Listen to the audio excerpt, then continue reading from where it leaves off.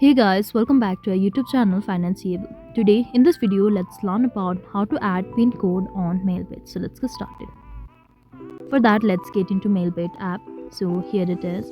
Make sure you are logged into it.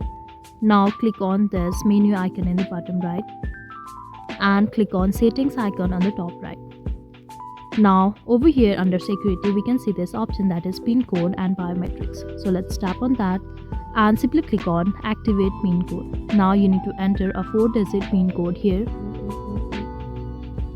and we need to enter it again and simply click on apply and click on OK here.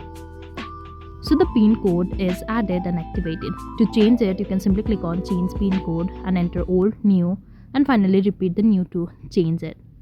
So that was all. I hope you liked the video. Please do like and subscribe. Thanks for watching.